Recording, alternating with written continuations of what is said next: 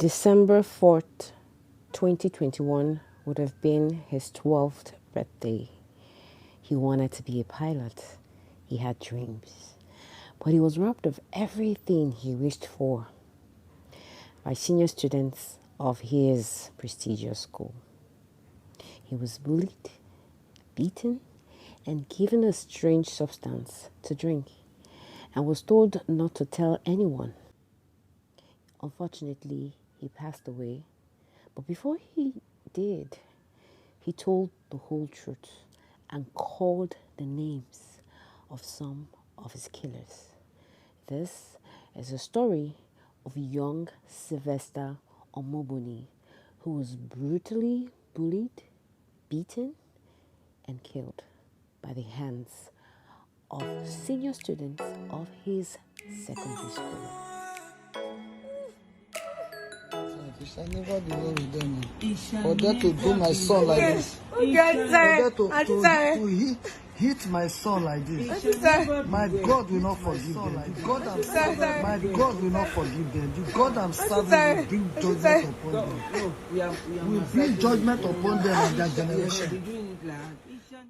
Why are humans so wicked? Like, guys, this video, this clip you just watched right here has been the most heartbreaking video I've ever seen in the internet. I feel so bad for the family of this boy.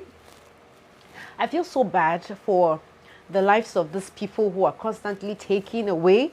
Even animals don't deserve to die the way these people have been killed. It's just so sad that nobody's doing anything about it. Wow. I'm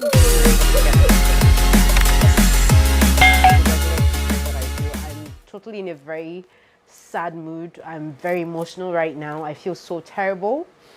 And I have 3 stories I'm going to be sharing today. The first story I'm going to be sharing is the story of young Sylvester, 12-year-old Sylvester, who was murdered. I'm going to say murdered. He was bullied. He was in Downen secondary school, boarding school in Lekki, Lagos. And this is a very prestigious school. This is a very expensive school. And it's really appalling how the stories are just increasing every single day. The early quarter of 2021, we saw the story of Deborah Okeke, who talked about Don Davis, her 9-year-old who was bullied, and,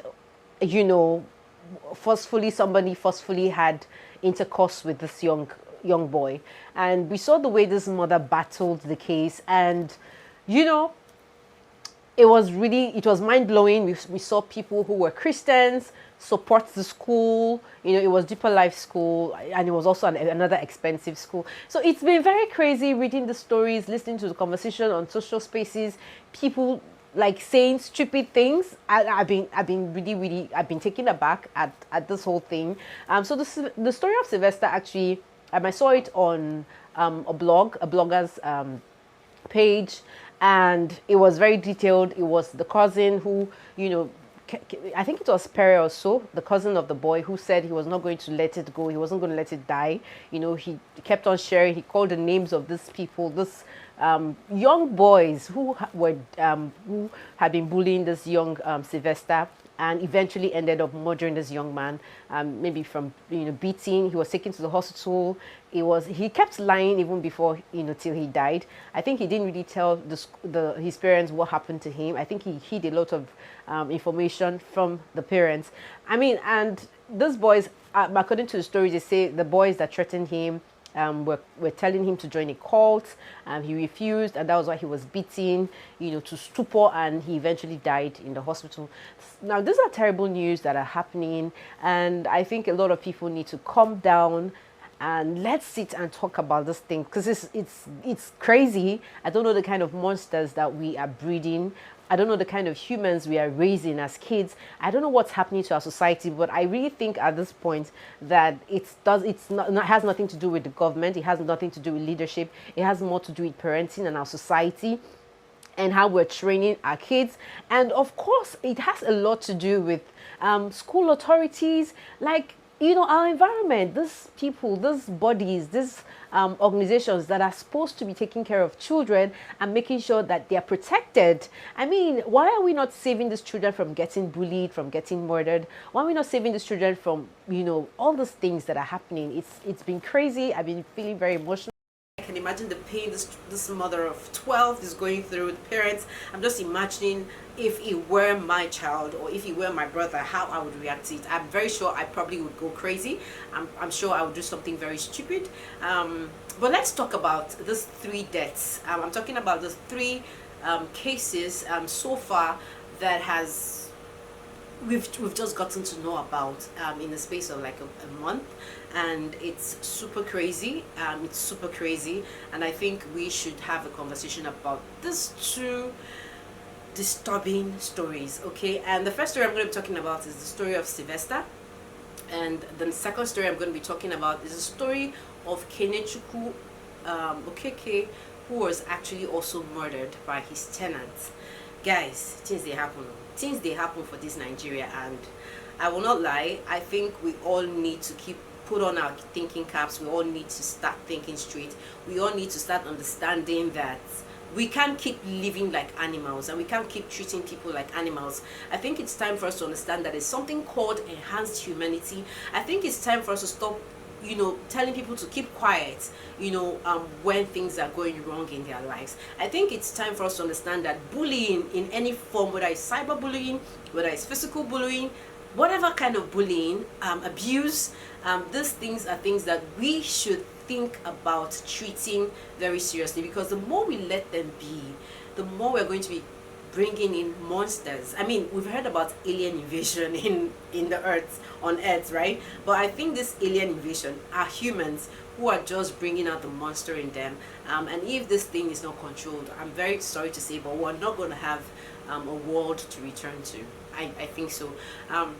So I just shared about the story of Sylvester, how he died from this, you know, he died, and I just pray justice is served. I pray justice is served, because it's very painful to hear that. And I'm going to be talking right now about the story of Kenechukwu. Kenechukwu is actually one of those very, you know, very different kind of person who was an anti-EndSars protester in his own jurisdiction. He was a lawyer, and he had a wife, and he lived in Anambra State. And after the EndSars, you know, after the EndSars protests, that, you know, of course it's a very wild knowledge. You guys know that sometime in 2020 there was a demonstration in Nigeria. People were talking about police brutality. People went to the different spaces and were protesting with their placards, with their signages. And after the whole thing, a lot of things happened. Touts invaded the spaces, you know, started doing a lot of things, unthinkable things. And after that, Kenechukwu was one of those people, one of those lawyers that thought and felt that some people needed to be put to justice. He served justice in his own way. He decided to sue most of the lead activists in the EndSars protest.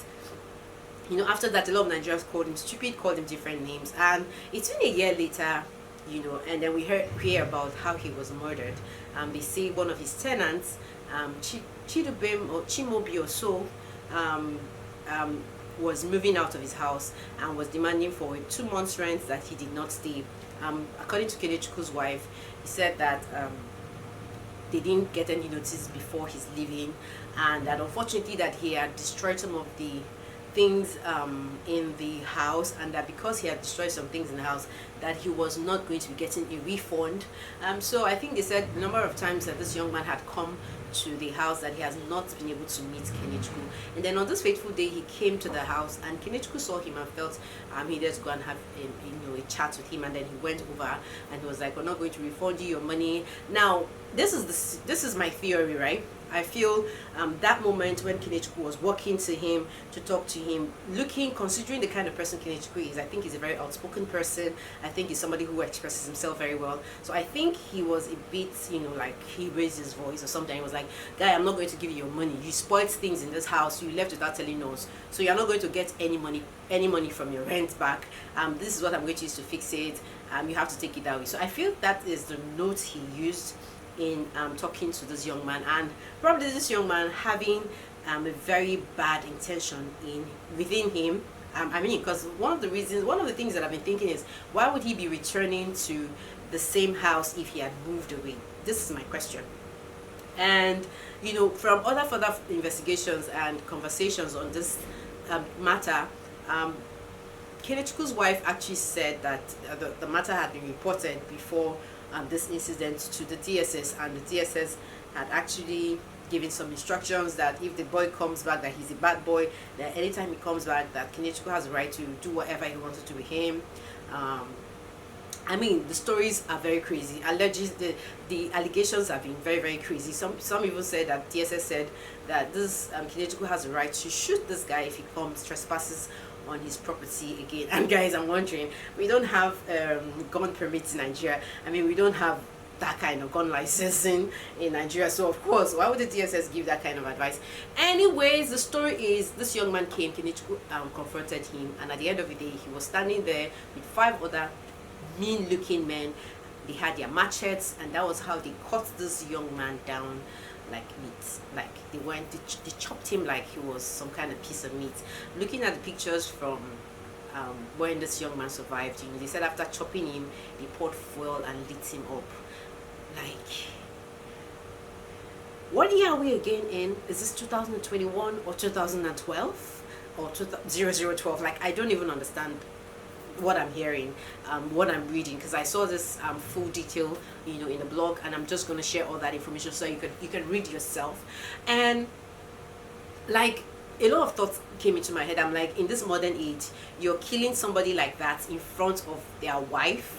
You know, like, this whole thing happened in front of Kenechukwu's wife and daughter, and I think they said the woman is even pregnant. This is just crazy. It's so crazy. Like, it's so crazy. And till now, I don't think there's been any arrest on this guy. Some stories say that this young man was arrested but has been released, and maybe that is why this information is getting out. Unfortunately, this incident happened sometime in October, but it started getting online sometime in November 25th to be precise. That was when I got this information. But you know, it was still sketchy. I didn't have more details on it. I still wanted to do some research about it. You know, this is December, guys, two months after that, and it looks like nothing serious has been done to bring justice to this young man. I think it's crazy. And looking at how loyal this guy was, how patriotic he was to Nigeria, I think it was so unfair. I think the government needs to do something, sit up on things like this. And this is what I'm going to be saying. My conclusions, my analysis on this whole thing is that we have monsters, real-time monsters. There are some people that shouldn't be called humans that are living currently. And I think one of the things that we should learn to do is to have evidence when things like this are happening, so that justice can actually prevail. If I'm looking at the story, okay, guys, I talked about the story of Deborah Okeze, Don Davis, who she actually went live on Facebook. I was part of people who've been following her and her story. She comes online, she gives updates. When this thing was happening, she did a Facebook live. She told the whole world what was happening. And I'm thinking in my mind, in my heart, why didn't this woman record this thing? Why didn't she, like, I don't know, but do something, you know? I know people have been saying that it's wrong when people are dying, that you should save them first and leave your phone, but I think we should start becoming very strategic about this content, because sometimes at the end of the day, this content might be able to help us find justice, even though I know people should apply sense when doing this. But I think one of the reasons why Deborah Okeze today can smile and say, yes, I'm not doing this because I want money back, but I want justice to be done. The principal of the school has been remanded in prison. The housemaster has been remanded in prison. The two students who actually bullied this young man and did whatever with him have been remanded right now in the juvenile correctional centers. So I think only the proof, the content, the evidence she had was one of the things that she could use as a fighting tool for justice to be served. And so I'm thinking, how do you react when these things are happening? Do you just sit there and watch it when you're helpless? Or do you try to get content, try to get something to stand as an evidence so that it can back you up? Because I think the reason why this lady is getting back up is not because the government is supporting her, because we saw government officials coming after her, was because people were behind her, people were concerned about this conversation, and that's why she got justice. So I think sometimes some of these things, we have to actually share them. We have to make them go public if we really want justice to be served. Kenechukwu's wife, I think, is at risk right now. I think she should be relocated from Anambra State, wherever she is, and I think she should really fight this, because it's so unfair. Animals don't deserve to die like this. Guys, it's been a very pathetic day for me. I feel very sad sharing the story, but these are real social issues that we have, and I don't know why people have a problem with people that share and air their views about life. Constructive criticism is something that we should accept. I mean, we should accept it. It's a way of life. Allow people to express themselves however they want to express themselves, even if they are wrong. I think this has been a malice that this young man has been keeping in his mind for a very long time, and he just had the opportunity and decided to use it, you know, and he's like, okay, people don't like him because maybe this guy's a nuisance to the whole Nigeria. Even if he's an anti-EndSars activist, we still love him and he deserves justice. Guys, this is all I have to say. I'm going to see you all later. Right now, I still feel sad over the story.